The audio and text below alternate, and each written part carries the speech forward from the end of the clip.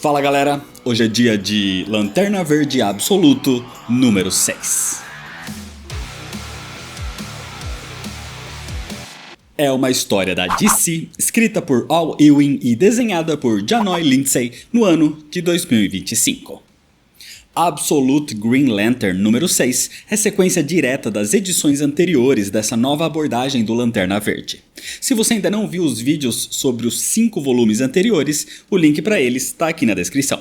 Dá uma olhada lá primeiro e depois volta para esse vídeo aqui. Mas se você já assistiu ou já conhece a história, se inscreve no canal se você ainda não é inscrito e ativa o sininho das notificações, já deixa seu like para não esquecer depois e me segue nas redes sociais. E agora sim, vamos para a história. Senta aí.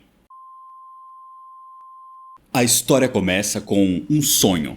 Um planeta sombrio se aproximando da Terra e alguém perguntando quanto tempo falta para ele chegar.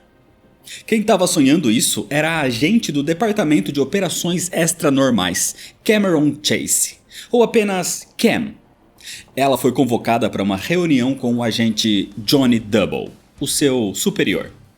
A questão é que Cam queria ser transferida para Evergreen, mas ela está sendo mantida fora do caso porque ela tem um certo envolvimento emocional com esses acontecimentos. Johnny queria manter ela assim, mas Cam insistia em saber o que estava acontecendo em Evergreen, inclusive acusando Johnny de estar sendo subornado por Hector Hammond para mantê-la longe. Como resultado, Cam recebe uma suspensão. Joe Mullen e Hal Jordan estavam dentro da Lanterna Verde, e diante deles estavam não apenas John Stewart, mas Guy Gardner e todos os outros habitantes de Evergreen que eles acreditavam que estavam mortos. John e Guy explicam o que está acontecendo, ou pelo menos o que eles sabem. Acontece que, no universo, existem 4 níveis de luz. Quard era o mais baixo e representava uma ação caótica. O próximo era Hal, que representava uma ação restrita. Sur era uma ação correta e Aur era o total entendimento. O local onde eles estavam dentro da lanterna era Oa, uma espécie de dimensão focada no entendimento dos espectros da luz. E Abin-Sur era o juiz e recrutador. Todos julgados como dignos eram levados para dentro da Lanterna Verde para receberem o conhecimento e a iluminação. Abin-Sur não era o nome do alienígena, era a sua designação, porque um Abin seria um guardião e Sur se referia ao nível verde da luz, ou seja, um nível de luz que representava uma ação correta.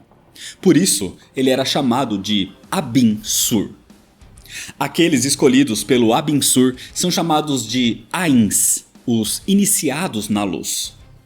Guy Gardner, por exemplo, mostrou certas restrições no seu julgamento, sendo julgado digno da chama vermelha, chamada Hal.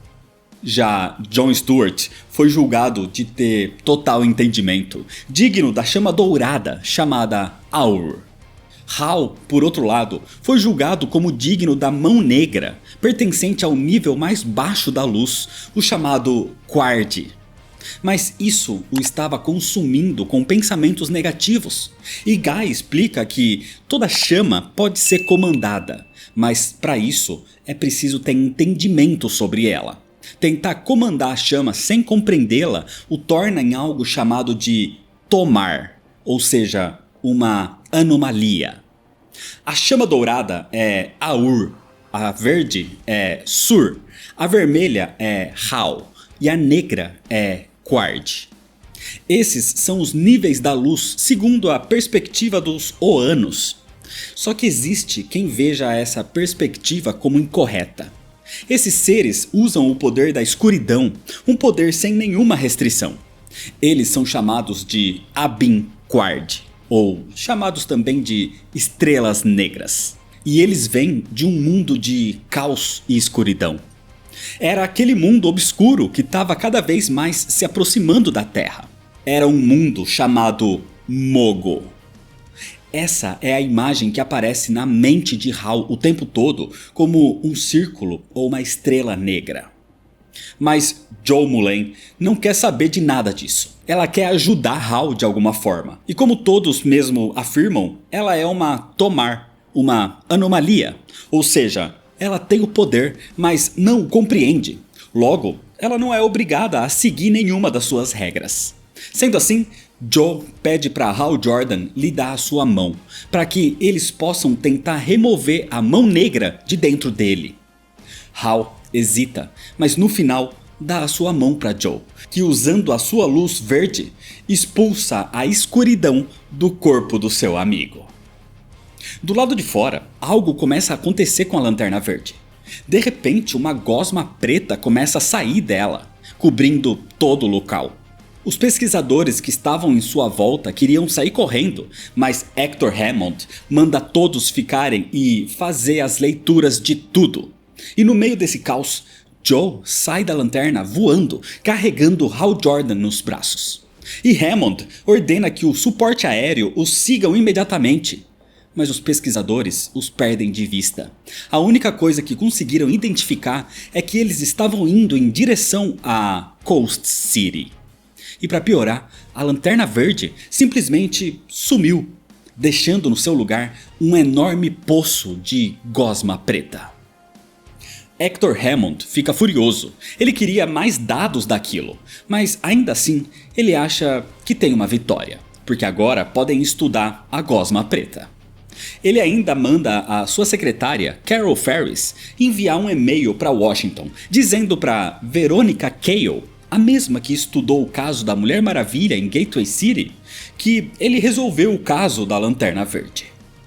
Enquanto isso acontecia, a Lanterna Verde surgia na Lua, onde John Stewart sai dela e olha para as estrelas, onde se questiona quanto tempo falta para Mogo chegar na Terra.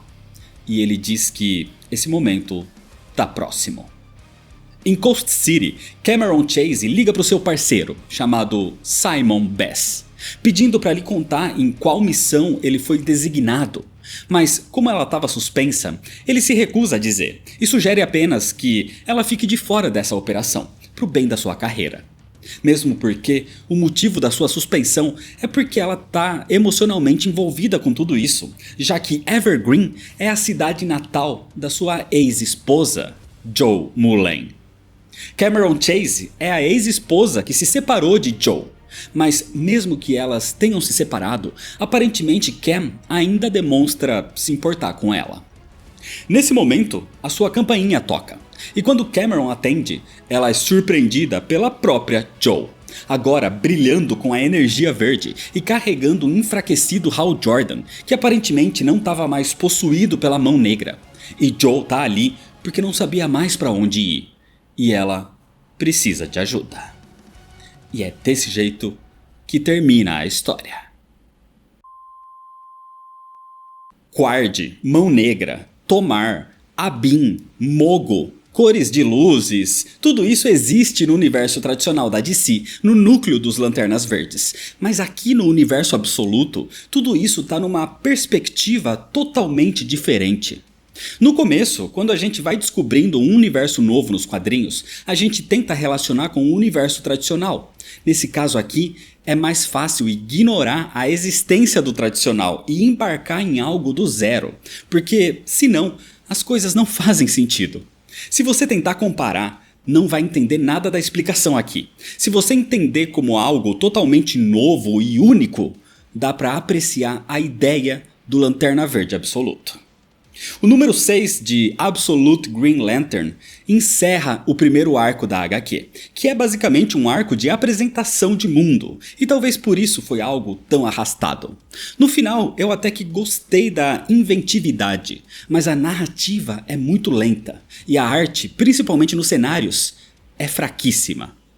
De qualquer forma, o arco terminou, mas a série continua nos quadrinhos. Mas eu volto com um vídeo dessa HQ só quando o próximo arco for totalmente encerrado. Assim como eu vou fazer com todos os outros títulos absolutos, incluindo Superman, Batman e Mulher Maravilha.